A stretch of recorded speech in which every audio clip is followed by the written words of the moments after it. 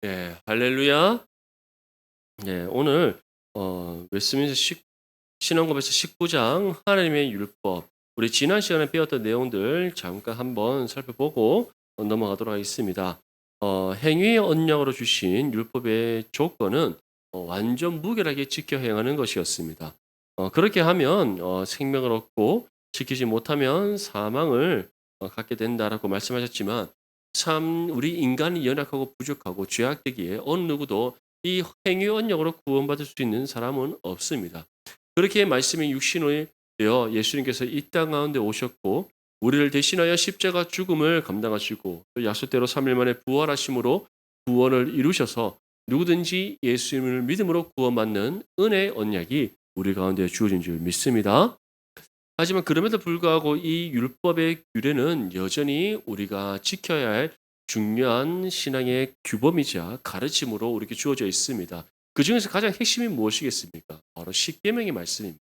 하나님을 향한 사랑과 우리 이웃을 향한 사랑이 있어서 가장 함축적이고 핵심적인 내용, 그리고 구체적으로 우리가 어떻게 지켜야 할지에 대해서 전해주고 있는 그 신앙의 규범, 바로 그것이 십계명입니다. 그래서 이 십계명을 주셔서 하나님께 대한 우리의 의무와 사람에 대한 의무를 우리로 하여금 지켜야 됨을 말씀하고 있습니다. 구약이 그렇다면 다른 의식법들은 어떻습니까? 의식법들은 다 폐기되었습니다. 왜냐하면 예수님께서 일당 가운데 오셔서 십자가의 죽음과 부활을 감당하심으로써 율법의 마침이 되셨다. 율법의 마침. 율법의 마침이 됐다는 것은 더 이상 율법에서 우리에게 제시하고 있는 그 제사를 우리는 더 이상 들으시 않게 되었다는 겁니다. 왜냐하면 죄로 인해 단절되어 있던 하나님과 우리의 관계가 우리의 유일한 중보 되신 예수 그리스도를 통해서 회복되었고 화목을 이뤘기 때문이죠. 믿습니다. 그 증거가 예수님께서 십자가에 죽으셨을 때 휘장이 아래 위로부터 아래로 찢어진 것이요. 또 이제는 누구든지 예수 그리스도의 이름을 의지하여서 그 이름의 능력을 의지하여서 하나님 앞에 나와 예배할 수 있다는, 이것이 바로 우리에게 주어진 은혜의 증거다. 믿으시기를 소망합니다. 예. 그래서 이제 더 이상 우리가 닭 뭐지? 양도 안 잡아야 되고 소도 잡지 않아야 되고 뭐 비둘기도 잡지 않아야 되고 뭐 그렇습니다. 예. 이제 더 이상 왜 피해 제사는 필요치 않습니다. 예수님의 십자가의 보혈로 우리의 모든 죄가 다 씻음 받았고 우리의 죄가 단번에 해결받았기 때문에 더 이상 이와 같은 피해 제사가 필요가 없어지게 된 겁니다. 그래서 구약의 의식법들이 더 이상 우리에게 적용되지 않습니다. 하지만 재판법들도 우리에게 주셨는데 이러한 것들도 어떻게 되었다? 폐지되었다. 왜냐? 이스라엘에는 이 민족의 국가가 더 이상 존재하지 않기 때문입니다. 하지만 우리가 이러한 세상에서 살아갈 때에 또는 우리가 사회 곳곳에서 우리에게 주어진 여러 가지 역할들을 감당할 때에 성경이 우리에게 주는 재판법들 또는 국가와 관련된 이런 여러 가지 사회법들, 이런 것들이 참 우리에게 아주 유용한 지혜의 말씀으로 주어진다는 것을 우리 분명히 기억해야 됩니다. 그래서 우리가 이 장로교 정치 제도가 민주주의의 근간이 되었고 역사적인 여러 가지 상황과 발전들로 인하여서 장로교 정치 제도를 기반으로 자유민주주의의 이런 모든 법과 정치 체계가 확립되게 하신 하나님의 은혜가 있었다는 것을 우리는 기억해야 될 줄 믿습니다. 아멘. 그래서 우리 대한민국이 이 자유민주주의 국가라는 것이 하나님의 은혜입니다.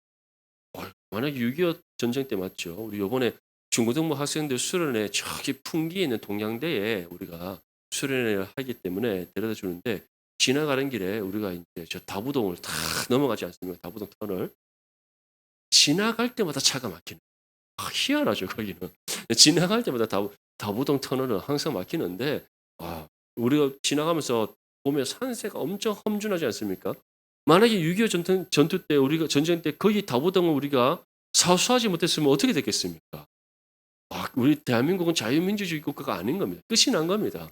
하나님께서 이 나라를 사랑하사 이 자유민주주의를 지키게 하시고 오늘날 대한민국에 있게 하신 줄 믿습니다. 아멘.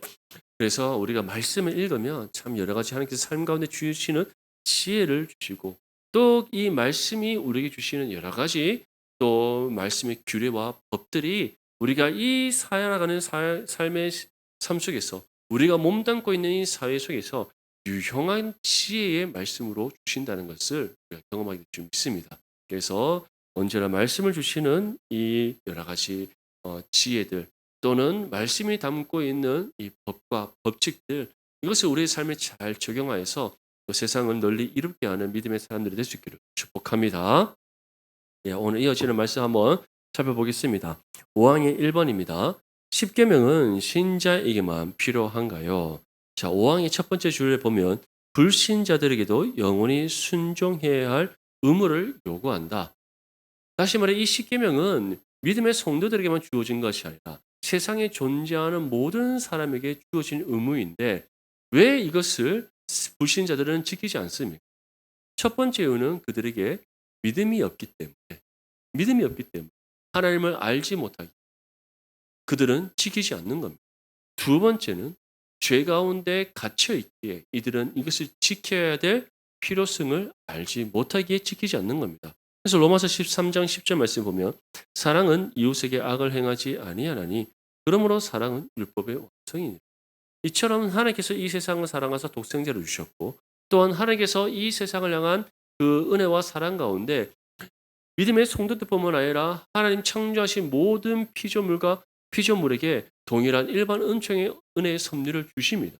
그럼에도 불구하고 세상에 속한 죄인들이 하나님을 알지 못하고 믿음이 없기에 이 십계명의 계명을 지켜야 될 의무를 그들은 깨닫지 못하고 이 십계명을 지키지 않는 겁니다. 하지만 믿음의 성도들은 어떻습니까? 하나님의 사랑을 받고 그 사랑을 알고 있습니다. 그 사랑 안에 거하는 삶을 살아가고 있습니다. 믿음을 얻어 예수 그리스도를 믿음으로 구원받아서 하나님과 화목을 이뤘고 하나님과 동행하는 삶을 살아가고 있습니다. 그렇기 때문에 이 십계명의 준수가 우리의 삶에 얼마나 중요한 신앙의 의무인지를 우리는 깨달아 알고 있습니다. 그렇다면 우리는 어떻게 되겠습니까? 이 십계명을 믿음으로 심석 감당함이 마땅한 줄 믿습니다. 이번에 신약 시대는 도덕적인 율법을 지킬 필요가 없나요? 두 번째 줄에 보면 이 의무를 조금 더 폐지하지 아니하시고 오히려 더욱 강화하셨다. 다시 말해 이 도덕적인 율법은 신약 시대에도 마땅히 지켜야 되는데 오히려 더 높은 기준을 우리에게 제시하신 하나님이시다. 그래서 예수님께서는 이 십계명 이 구약의 율법이 가지고 있는 도덕적인 계명들을 이 산상수훈의 말씀을 통해 우리에게 제시하셨던 겁니다. 오른뺨을 맞거든 왼뺨을 돌려대고 그리고 형제와 화목하지 않고는 예배 자리에 나오지 말라고 하시고 그리고 이 땅에 보물을 쌓는 것이 아니라 하늘의 보물을 쌓아라. 그리고 열매를 통해서 우리가 참 믿음의 사람인지 아닌지를 분별할 수 있다. 반석 위에 세운 집이 되라 말씀하셨습니다. 무엇보다 이 팔복의 말씀을 통해서 우리가 어떠한 사람이 되어야 하는가에 대해서 분명히 말씀하셨습니다. 이것이 다 무엇을 의미합니까? 하나님의 말씀을 우리가 지켜 행하여서 세상과 구별됨을 나타내고 하나님의 영광의 빛을 비치고 우리가 정말 이 하나님의 자녀로서 합당한 삶이 되어야 됨을 말씀했던 겁니다. 그래서 실제적으로 이 도덕적인 율법에 대한 기준이 신약의 시대에는 어떻게 되었다? 더욱 강화되었다. 그래서 로마서 3장 31절 말씀에 그런즉 우리가 믿음으로 말미암아 율법을 파기하느냐 그럴 수 없느니라 도리어 율법을 굳게 세움. 아멘. 사랑하는 성도 여러분, 이처럼 신구약 성경 66권은 우리에게 주어진 완전한 하나님의 계시의 말씀이고 이 말씀이 우리에게 전하시는 모든 하나님의 말씀의 가르침은 우리의 전 삶을 들여 온전히 지켜 행함이 마땅한 줄 믿습니다. 그래서 날마다 말씀을 가까이 하시고 말씀을 읽고 묵상하며 말씀을 통해 우리 주시는 하나님의 가르침과 그 뜻을 따라 순종하며 살아가는 저와 여러분들이 되시기를 소망합니다. 6항의 1번입니다. 율법에서 정죄의 기능은 무엇인가요? 첫 번째 줄과 두 번째 줄에 보면은 행위 언약으로서의 율법 아래 있지 않기 때문에 저주를 받는 것은 아니다. 이처럼 율법에서의 정죄의 기능은 무엇이냐면 우리에게 저주를 주는 것이 아니라 하나님께서 우리의 죄를 깨닫게 하시는 하나의 심판의 기능으로서 주어진다. 그래서 로마서 7장 7절 말씀 보면 그런즉 우리가 무슨 말을 하리요? 율법이 죄냐? 그럴 수 없느니라. 율법으로 말미암지 않고는 내가 죄를 알지 못하였나니 곧 율법이 탐내지 말라 하지 아니하였더라면 내가 탐심을 알지 못하였으리. 이처럼 율법은 이제는 우리의 죄를 깨닫게 하는 우리의 죄를 깨닫게 하는 그런 아주 중요한 기능을 가지고 있다라고 바울이 전하고 있는 겁니다. 그래서 말씀이 아니고서는 나의 죄인됨을 깨달을 수 없고, 말씀이 아니고서는 나의 실수와 잘못을 발견할 수 없고, 말씀이 아니고서는 내가 그릇 행하는 나의 삶을 깨달을 수가 없는 겁니다. 하나님께서 말씀을 통해 우리의 모든 죄, 우리의 실수와 잘못, 우리의 불신앙 하나하나 다 깨닫게 하시는 은혜를 주십니다. 그것을 주시는 이유가 무엇이겠습니까? 우리를 정죄하시기 위해? 그렇지 않습니다. 모든 죄를 주님 앞에 다 내어놓고 회개함으로써 다시 용서의 은혜 가운데 회복시키기 위한 하나님의 은혜의 방법이라는 것을 믿을 수 있기를 소망합니다. 그래서 율법에서 정죄의 기능은 우리를 저주하는 것이 아니라 때로는 우리로 하여금 엄중한 하나님의 심판의 메시지로 다가와서 우리의 죄를 깨닫게 하는 기능이다. 이번에 율법에서 성화의 법으로 주신 도덕법의 성격은 무엇인가요? 우리 세 번째 줄과 네 번째 줄을 보면 참된 신자들에게도 크게 유익하고 그것은 생활의 법칙으로서 하나님의 뜻과 신자의 의무를 알게 해준다.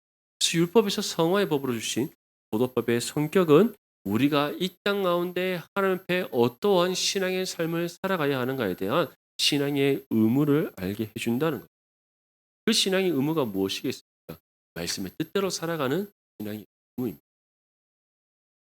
특별히 이 성화의 법으로 주신 도덕법에 보면은 여러 가지 배상에 대한 법도 있고 또 그런 것 여러 가지 또 우리가 이웃 간에 지켜야 될 그런 법도 있고 또 사회의 질서를 위해서 지켜야 될 법들도 있습니다. 결국 이런 모든 법들이 구약의 이스라엘 백성들에게는 정말 거룩한 이런 민족 신앙 민족 공동체를 이루기 위해서 주신 법이었겠지만 이제 이것이 우리 정말 이 신약의 시대의 성도들에게는 어떠한 법으로 다가오는 겁니까? 이 법을 지킴으로써 세상의 소금과 빛이 되게 하시는 하나님의 은혜의 법으로 주어진 줄 믿습니다. 아멘. 한번 생각해 보십시오. 음, 가난하고 어려운 사람을 위해서 우리가 구제해야 된다라고 율법은 말씀하고 있습니다. 그리고 신인에 대한 제도도 마찬가지입니다. 억눌린 자에게 주시는 하나님의 참된 자유인데 이것이 궁극적으로는 예수 그리스도를 통하여 우리에게 임하는 죄에 대한 자유와 해방, 바로 구원을 뜻하는 겁니다. 하지만 이것을 우리의 삶 가운데 적용하자면 때로는 우리에게 빚진 자에게 우리가 그 빚을 탕감해 줄 수 있는 그런 은혜의 법으로 다가오는 겁니다.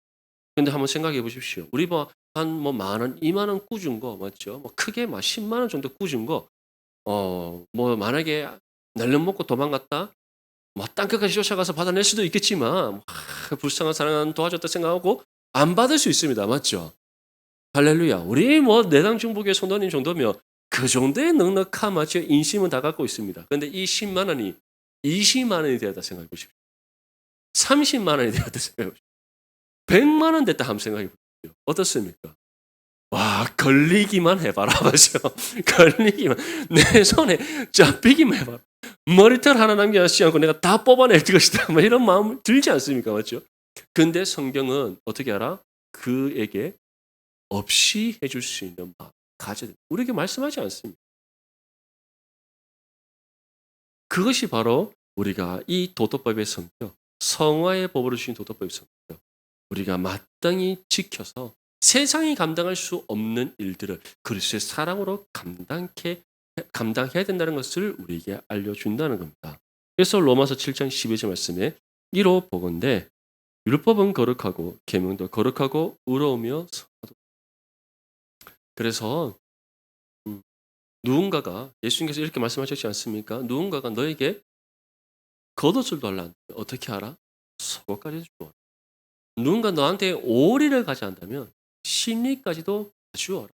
왼밤 때리면 오른밤도 돌려대라.